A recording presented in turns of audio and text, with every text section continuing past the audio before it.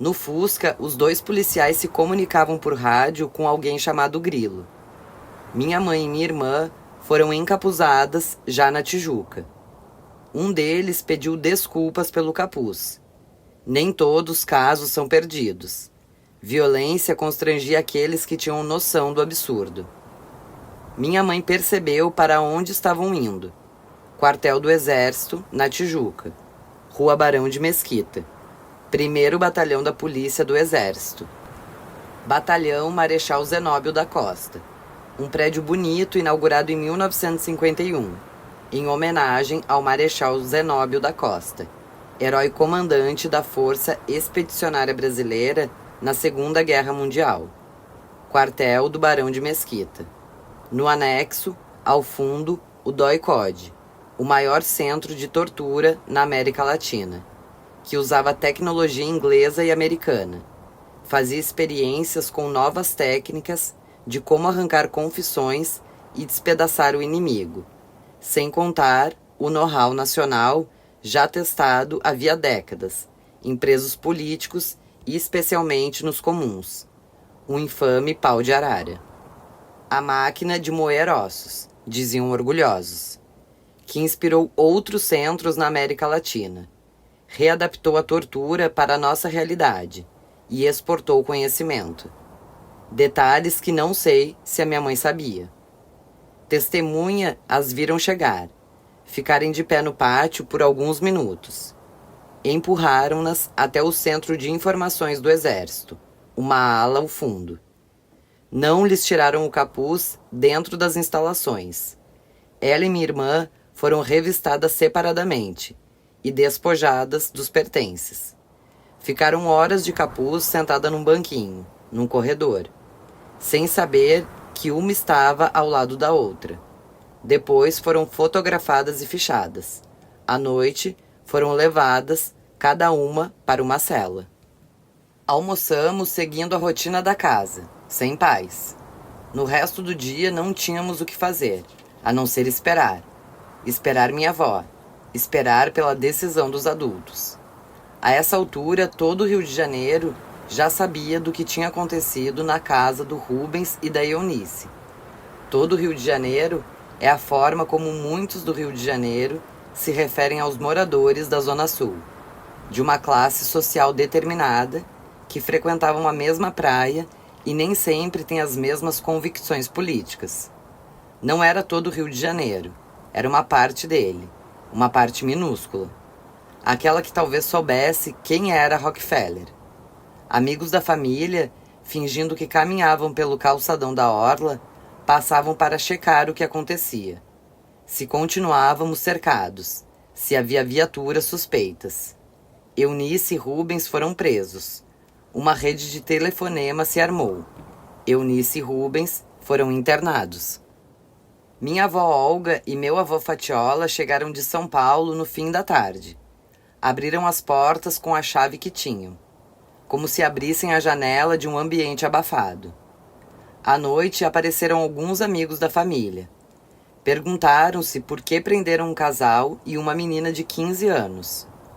Imediatamente começaram a planejar os próximos passos. Precisamos esconder os outros filhos. Vale tudo nessa guerra suja. Existem casos de crianças presas e torturadas. Façam as malas. No dia seguinte, Nalu foi levada para Petrópolis. Me colocaram num carro, com um motorista que eu desconhecia. Você vai para o sítio, disseram. Não disseram que sítio, com quem e até quando. Mal deu tempo para eu fazer a mala. Babil ficou com os meus avós. Fui no banco de trás. Falamos trivialidades. Eu e o motorista. Trivialidades igual a futebol. O caminho reconheci na hora. Avenida Brasil. Entrada à direita, Estrada de Petrópolis. Me levava para a região serrana. Fiz algumas vezes aquela viagem. Petrópolis, Teresópolis, Araras. Muitos pais de amigos tinham casas lá. É perto do rio. É fresco, é lindo. É imperial. E sabia que nos primeiros quilômetros tinha a famosa barreira policial, temida por todos. Barreira que costumava dar uma batida completa. Revista, porta-malas aberto, checagem de documentos. Ao nos aproximarmos, vi de longe os policiais e seus uniformes azuis no meio da pista, entediados, com um olhar que misturava a indiferença vigilante com "estou mesmo preocupado com outras coisas". Fora de forma, nada ameaçadores, parando alguns carros, como se tanto fizesse. Num que droga de vida, que droga de calor. Escolha que nunca entendi. Aleatória. Carro de rico, de pobre, de indefeso. De suspeito? Quem é suspeito? O motorista com óculos escuros, o suado ou o tranquilo? Homens ou mulheres? Jovens ou velhos? É racial? Econômica? Por precaução, quando o carro entrou na fila seletiva, esse fica, esse vai, me deitei no banco traseiro. Cobri meu rosto e montei o retrato. Um garoto de 11 anos dorme no banco de trás, desconhecendo o fato de o mundo estar dividido em 2 blocos e de que em 1964 montou-se o temor de que o Brasil estava para se tornar comunista, o bloco do mal, do forte e único partido comunista, o PCB, encabeçado por um líder carismático, Luiz Carlos Prestes, que influenciava o movimento sindical, estudantil e camponês, com o cofre abarrotado pelo ouro de Moscou, enquanto na ilha de Cuba, um movimento guerrilheiro libertário destronava o ditador da folha de pagamento da máfia, também do mal, apesar de não ser comunista.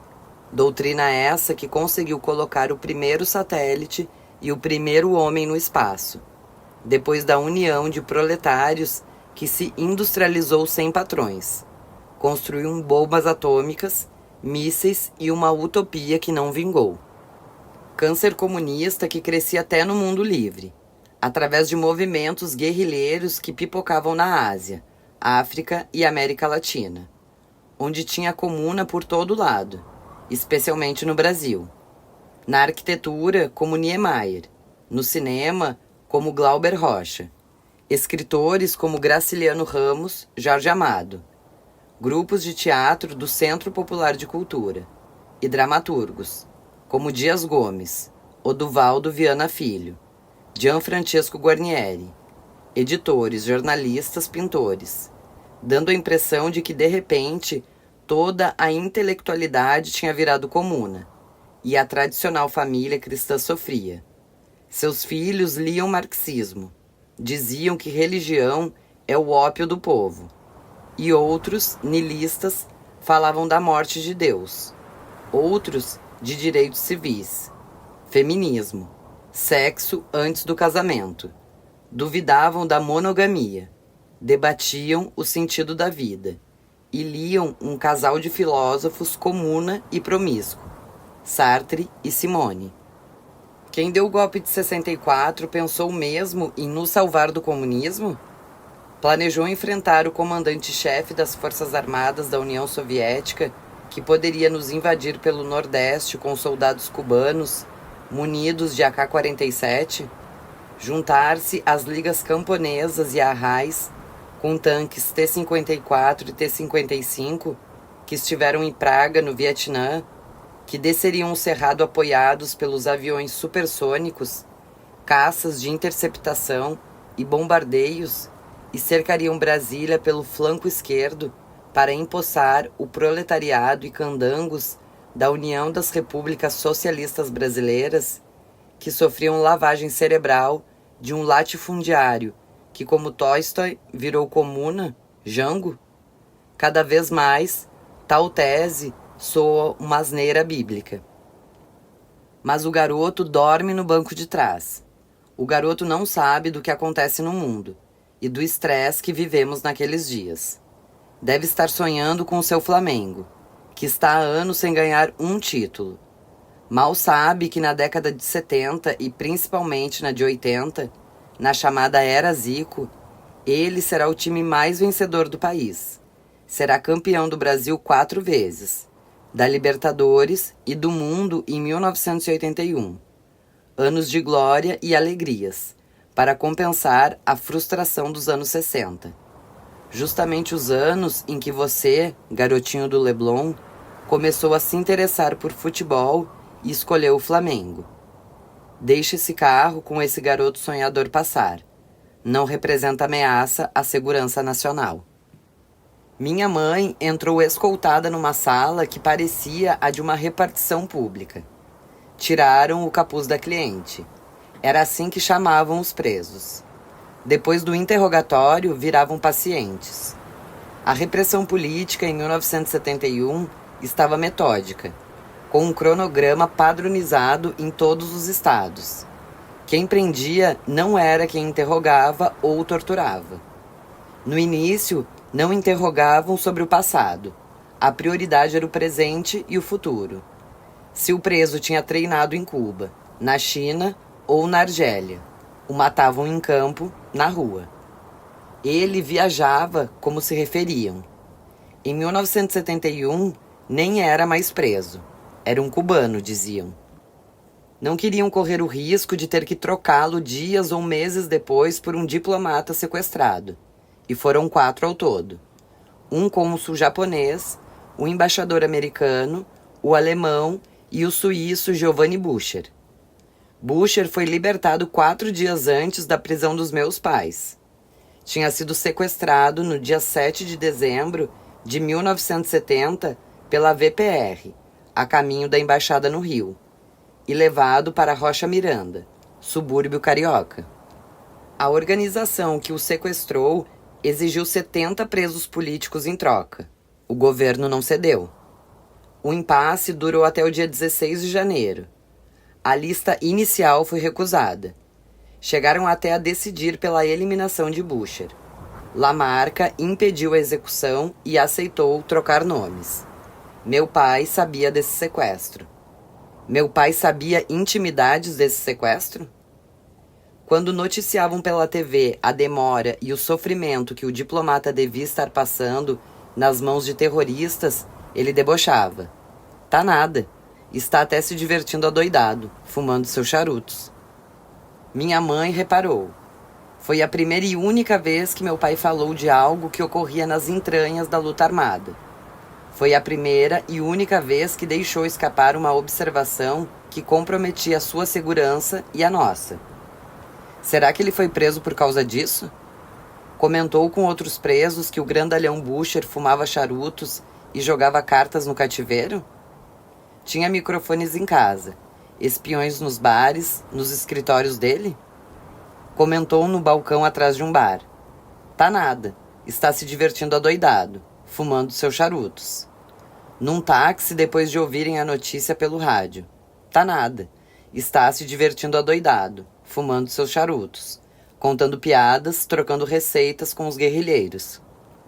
No Rio de Janeiro, todos fofocavam, gozavam, todos se conheciam, todos sabiam detalhes, todos daquela faixa de areia. Minha mãe na prisão fez um exercício de memória para tentar entender ou encontrar alguma pista por que foram detidos.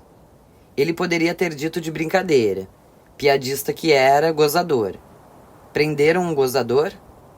Desculpe, foi uma piada. Depois se soube que de fato o embaixador fumava charutos, jogava baralho, discutia política, criticava a ditadura e os generais. Liberado, trocado pelos presos que partiram para o Chile, Bucher não reconheceu a foto de nenhum de seus captores, nem de Lamarca, nem do estudante Alfredo, seu intérprete. O DOI carioca tinha uma estrutura calculada militarmente. O comando era exercido por um tenente-coronel ou major. Na prisão dos meus pais, era o major José Antônio de Nogueira quem comandava. A seção de administração era responsável pelo apoio logístico às operações, como armas, transporte e comunicação, e de manter no depósito os bens dos presos. A seção de operações havia grupamentos de buscas que operavam em revezamento de 24 horas de trabalho, por 48 horas de descanso. Cada equipe tinha até 20 pessoas. Neutralizavam aparelhos, vigiavam pontos e apreendiam material subversivo. A da aeronáutica invadiu a nossa casa, levou meu pai e nos manteve presos. e depois o transferiu para o DOI. A do Exército levou minha mãe e minha irmã, direto ao DOI. A seção de informações e análises fornecia ao comando estudos sobre as organizações clandestinas, a rede de apoio e organogramas de comando. Era dividida em 2 subseções. Subseção de análise, composta de oficiais do Exército e da Marinha, que analisavam os depoimentos dos torturados e o material apreendido e mantinham arquivos com fotos, nomes, codinomes, ações e atuação na organização. Subseção de interrogatório, o coração do DOI.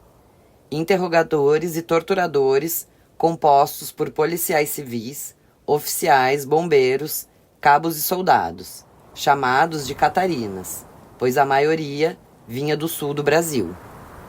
No DOI carioca, a tortura era no prédio do PIC, em 3 salas. Rolavam 3 interrogatórios simultâneos. Uma era roxa, denominada Sala do Ponto. Era equipada com o mais sofisticado material de tortura. Era para tirar com pressa as informações dos presos. Onde é o ponto? Onde fica o aparelho? Antes que seus companheiros soubessem da prisão. Os presos iam vendados das celas para os interrogatórios. Havia pequenas celas, as solitárias, em que presos torturados eram jogados e aguardavam. Às vezes o preso era deixado moribundo no corredor mesmo. Subimos a Serra de Petrópolis pela BR-040. A entrada para Nova Friburgo ficou para trás. Cruzamos Petrópolis à direita. Fomos em frente. Antes da estrada para Teresópolis, entramos à esquerda. Araras era o destino, depois de Petrópolis. Eu nunca tinha estado em Araras. Não conhecia ninguém em Araras. Saímos do asfalto e subimos por uma estrada de terra lamacenta, que cruzava uma floresta de eucaliptos. Depois, uma mata original densa. Nenhum vestígio de civilização. Chegamos enfim num sítio à esquerda, no pé de um morro. Lugar isolado que, pela minha experiência de neto de fazendeiro, não foi nem era fazenda. Não se viam pastos, cocheiras, plantações, nem terreno em que secariam grãos. Nem gado, nem cavalo. Era um sítio de veraneio. Apesar de isolado, era bem equipado, com uma incrível piscina com trampolim, água limpa e uma quadra de tênis sem uso, rodeada por uma mureta de pedra sob pedra, encaixadas. Alguma família amiga dos meus pais devia passar os fins de semana ou férias ali. Aparecem o jardineiro e a esposa, os caseiros. Não sei se me esperavam. O motorista falava com eles enquanto fui recepcionado por um cachorro dócil, de raça desconhecida, que grudou em mim desde o primeiro dia. O motorista se despediu. O casal me mostrou as dependências. Casa térrea, muitos quartos, arquitetura impecável. Me instalaram no quarto com um armário cheio de brinquedos. Nele, uma bola e uma espingarda de chumbo, com munição. Fiz uma inspeção na sala. Uma TV velha que não pegava. Móveis de madeira e couro, eu diria velhos, nenhum luxo. Mas deviam ser móveis de designers premiadíssimos, que eu não reconheci o valor. Estantes com muitos livros, para todas as idades. Estava na casa que eram de amigos dos meus pais. Segui o mesmo padrão da nossa família. Desprezo por TV, prioridade aos livros, nada de luxo. Móveis de couro e madeira, nada de porta-retratos. Uma medida de segurança que a esquerda brasileira adotou sábia e espontaneamente durante a ditadura. E desprezo pela forma física, o que se notava pelo estado precário da quadra de tênis. Eu não tinha ideia de quem era o dono daquela casa. Saquei que era de uma família que tinha filhos ou sobrinhos ou netos da minha idade. Até as roupas deles me serviam. E minha companhia foi o casal de caseiros, o cachorro, a bola, a natureza, a piscina e a espingarda de chumbo. Com angústia e solidão. Angústia que eu nunca tinha sentido antes, que era como me prometeu. Espalhava-se pela região do estômago. Toma posse de um órgão que raramente nos damos conta de que existe. Ficar sem pai nem mãe de um dia para o outro, tê-los presos num país que eu já desconfiava, tudo mudava de uma hora para outra, apesar da certeza de que eles não eram bandidos e, portanto, logo estariam fora da cadeia, e que o mal-entendido seria esclarecido. Tudo isso me amedrontava. Na manhã seguinte, café da manhã, algumas palavras trocadas com o caseiro, que me ensinou a usar a espingarda. Depois, a magnífica piscina e, claro, me bronzear no trampolim. Ler, olhar o céu, o morro ao lado com eucaliptos, mergulhar, olhar o céu, ler. Xeretar a casa era um programão. A bola, chutada contra o portão da garagem, não tinha descanso. Almoçar, lanchar e jantar. Obrigações. Banho e dormir. Para ser atacado de novo no fígado pela grande águia. No dia seguinte, o mesmo. Sem apetite. A caseira ao meu lado. Come um pouco. À noite tentei dormir, mas tive um ataque de bronquite. Abri a janela e fiquei olhando para fora. Respirando, respirando. O casal não me proibia nada. Enjoado da minha rotina, me dediquei à espingarda de chumbo. Senti uma atração especial em atirar em calangos, que corriam para lá e para cá na mureta da quadra de tênis. Minha mira era péssima. Não acertei um calango no primeiro dia em que, como um fuzileiro, explorei a parte de baixo do sítio. Ou melhor, fuzilei. Não acertei nenhum calango no segundo dia. Não acertei nenhum calango no terceiro dia. Eram rápidos. Fugiam das aves de mim num cacete. Mirava a cabecinha. Eles passavam. Eu não acertava nem a cauda. E não era problema da arma, que tinha um tiro firme, certeiro. Nem da munição, que voava, e pá, atingia até arrancar pequenas lascas das pedras da quadra. Eram rabudos aqueles calangos. Cagões, como se diz no Rio. Abençoados. Deixei-os em paz e priorizei a piscina. Deu sol todos os dias. Sol de montanha. Aquele céu azul sem névoa. O caseiro me emprestou um radinho e entrou música na minha solidão. Na Tijuca, num corredor escuro, naquele mesmo momento, minha mãe sozinha numa cela, com apenas cama e colchão, a última cela do corredor, sentada, olhando pro nada, abatida, e já quilos mais magra, vê o soldado encostar um prato de comida na grade. Ela nem se mexe. O soldado diz: "A senhora tem que comer alguma coisa." Ela nem responde. A filha tinha sido solta no dia seguinte à prisão. Ela mofava naquela cela havia dias. Nenhuma notícia do marido, nem dos outros filhos, nenhuma notícia do mundo. Nos primeiros dias, chamavam-na para depor e olhar alguns álbuns de fotos. Conhece esse? Conhece aquele? Nada. Não conhecia ninguém. E se conhecia, não dizia. Ou não reconhecia presos assustados, destroçados pela tortura. Reconheceu a sua foto, a da filha e a do marido. Ouviu gritos de tortura na volta para a cela, para a solidão, a aflição, o vazio e a falta de apetite. Mas apenas nos primeiros dias a chamavam. Depois se esqueceram dela. Deixaram-na para trás, para o fundão, para o isolamento sem sol, sem visitas, sem notícias, sem sentido. Aguentou firme, não reclamou. Aguentou quieta, aguentou.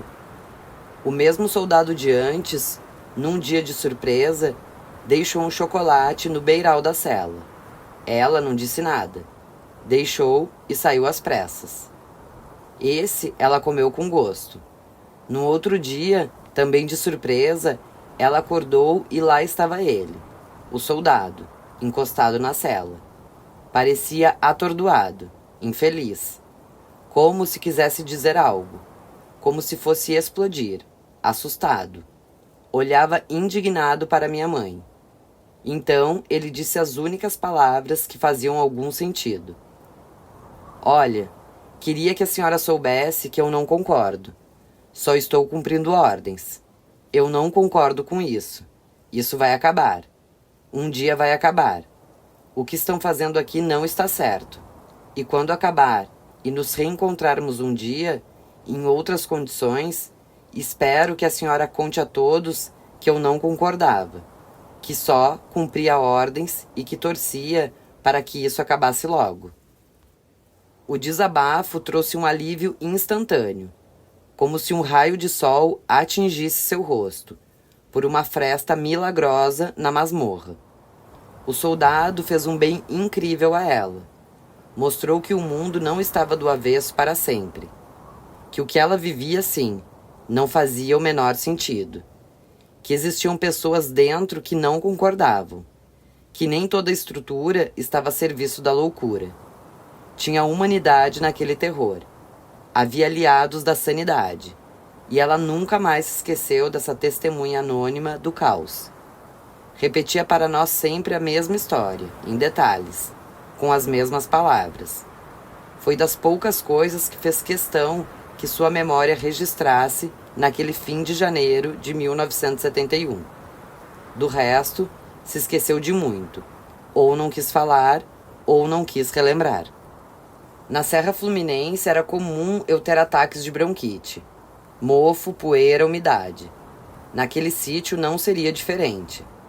Da janela do quarto eu via a piscina, o extenso gramado, o morro com eucaliptos à direita, a quadra de tênis à esquerda. Era sempre à noite que os ataques apareciam. Quando criança, minha mãe me fazia companhia. Inspira, solta, inspira, solta. Depois, uma bombinha de bronquite me acompanhou grande parte da vida. Inseparável. Ficava ao lado da cama. Inspira. Solta todo o ar, até o limite. Dá 2 baforadas e respira forte o ar metálico, milagroso, de efeito rápido, como um tiro de cocaína, mas que não cura. Alivia a falta de ar e o bloqueio dos brônquios momentaneamente. Só que eu estava sem a minha bombinha. Numa manhã de sol, eu estava na piscina quando chegou um carro com um cara da minha geração, Joca, meu chegado, gente fina. Veio ver se estava tudo bem. Veio me fazer companhia. Joca Bocaiúva, dos lendários Bocaiúva. Proclamou a República e só não virou presidente porque os militares não deixaram. Seu tio, Baby Bocaiúva, ex-deputado do PTB, foi caçado como meu pai e na mesma embaixada. Descobri. Foi o pai de Joca, Guingo Bocaiúva, quem planejou me esconder naquele sítio. Eu estava em família, na casa da Vera Mindlin e do Henrique Mindlin, grande arquiteto, irmão do José Mindlin, de São Paulo. Eu estava numa casa que era modelo de arquitetura modernista. Ele não trazia boas notícias e estava com um motorista que foi embora em seguida. Contou logo que meus pais ainda estavam presos, mas que Eliana, minha irmã, fora solta. Presos ainda, já fazia dias. Mas complementou: está tudo bem, está todo mundo apoiando. Saiu até nos jornais. Tem advogados trabalhando, é normal. Logo, logo, eles estão em casa. Vamos encarar isso como umas férias fora dos planos. À tarde apareceram umas garotas conhecidas da minha irmã Nalu, que estava escondida ao lado, em Petrópolis, na casa do Marcílio Marques Moreira. Garotas lindas. Ponham os maiôs, está um sol de rachar. Passamos a tarde na piscina.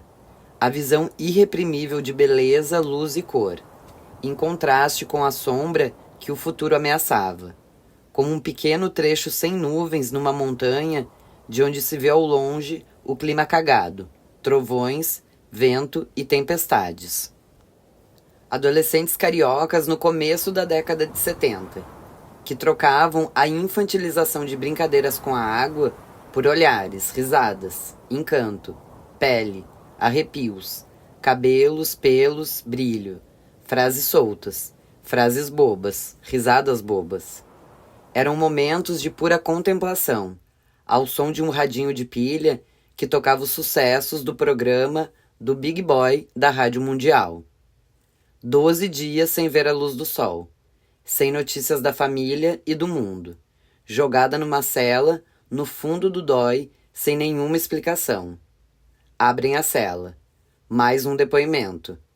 Mais uma folheada no álbum de fotos de subversivos. Não. Surpresa. Decidiram libertá-la.